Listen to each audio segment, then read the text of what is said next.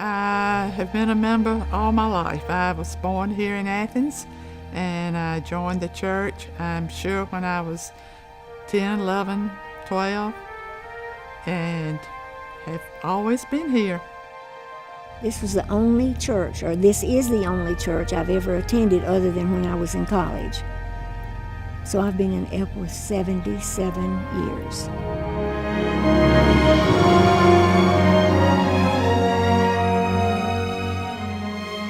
We've been in this church. We moved to our family in the early 80s.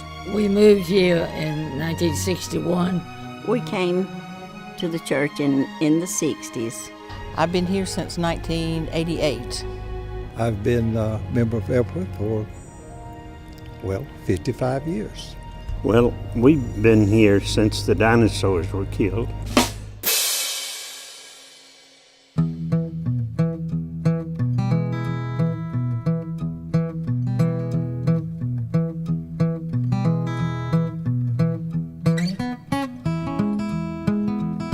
When Andy first came here, my husband and I were working with the youth.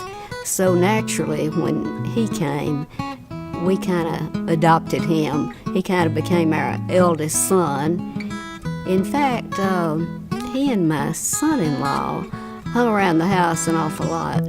They were known as Moocher and Freeloader.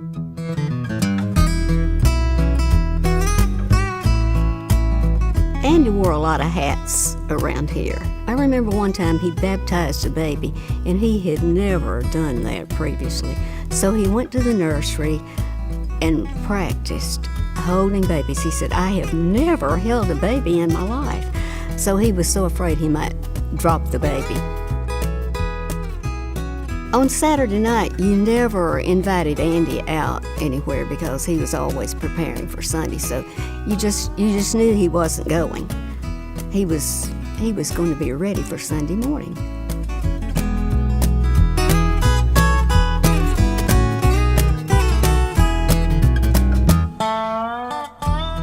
Well, when Andy Wolfe came, everybody was talking about how young he was, and we just, from the day one, accepted he was just loved. Especially by me, I felt like he was one of my sons. He was just so outgoing, and we just felt at home with him, very much at home. And I guess purchased a little MG, and they came to our house to show us their little car. And I thought that was cute. They were riding in that little car, and he was about bigger than the car. And he had on one of these little driving hats like you see the British wear with their little convertibles. And I told Gina, I said, they are really styling, aren't they?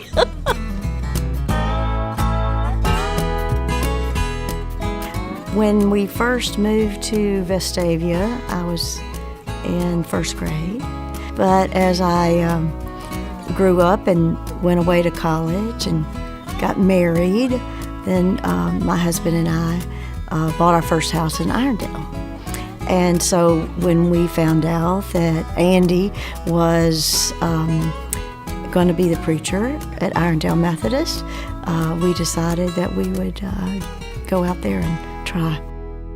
At the time, it was a church that pretty much everybody in the church had grown up in the church.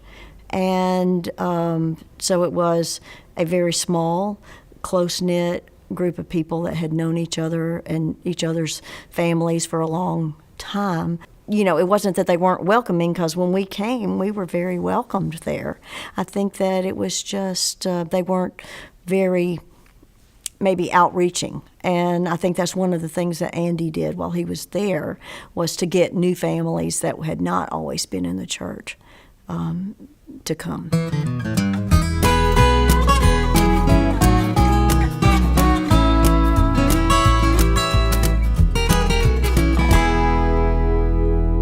When Andy came to Epworth, he immediately took charge, as is typical of Andy's personality, and was a very strong leader in the church, in the activities of the church.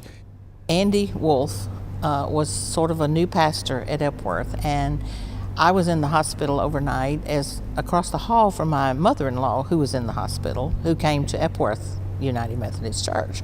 And she'd been trying to get my husband and I to church for years, and we wouldn't come. And so she sent him across the hall to see me after he visited her.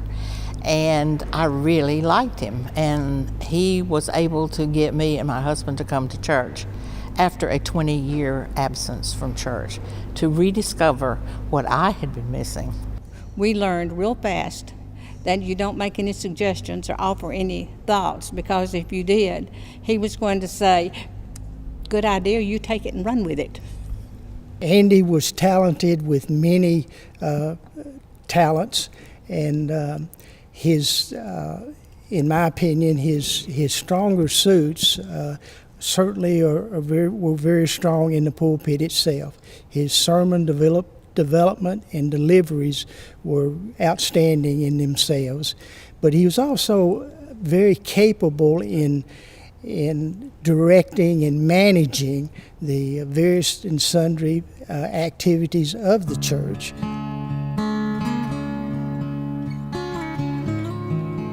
My family and I, we have been to at this church ever since before Andy came, and when he came in '92, I think it is. That's when our life with Andy began. I was on some committees that dealt with the finance of the church, and Andy was one of the first and very few ministers that I had ever known that knew every penny that came into the church, and he counted every penny that went out of the church, and that was unusual, but he had that type of a feeling toward the church, that he felt like it was important that the money be spent for what it was taken and what they were receiving it for.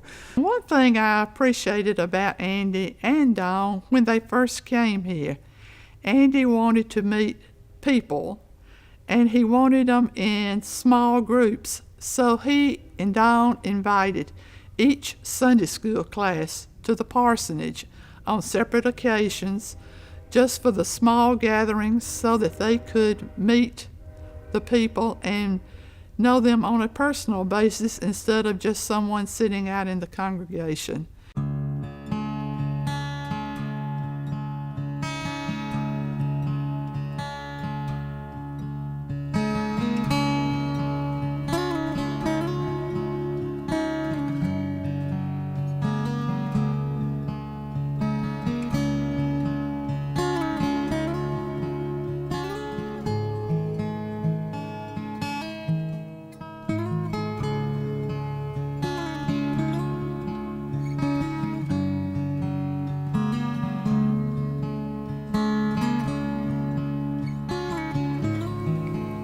A friend called me from when I was at home and said, "We're meeting for Andy's office before the 9 o'clock service for prayer. Some of the people are, a few of us.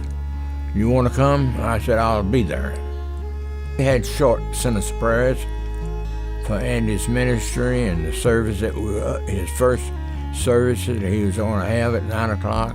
It meant a lot to me to rush to 9 o'clock and sit down and hear Andy for the first time in Trinity. I think it had an impact on us that was there, because we felt like we were participating at first, right at the beginning, with Andy's ministry at Trinity. But Andy has been just a tremendous blessing to us.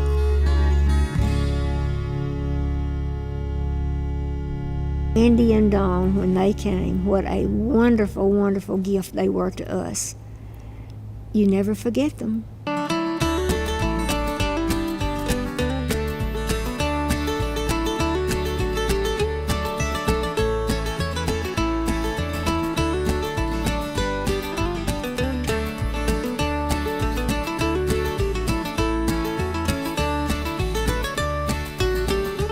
Andy could get everybody to do kind of what he wanted them to do for the forward movement of our church. I just can't say enough about either one of them, what they've meant to my life over the years. I think we were both learning from each other. Andy was a person who was very personable, easy to talk to, and just seemed to know how to relate to a lot of different kinds of people. When we got Andy and Dawn, we got 2 for 1. You know, she played a role just as important as he did, but it was a different role. She wasn't in the pulpit, but she did so many wonderful things. We're country. We're really a little country church, and I just think he was just good for the church, and I don't exactly know how to put it, but broadened our scope, maybe. They were just what we needed at the time in our hearts and in our church.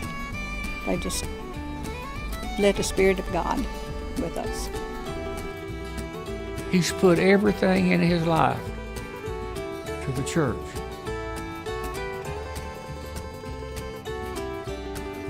There won't ever be another one like him.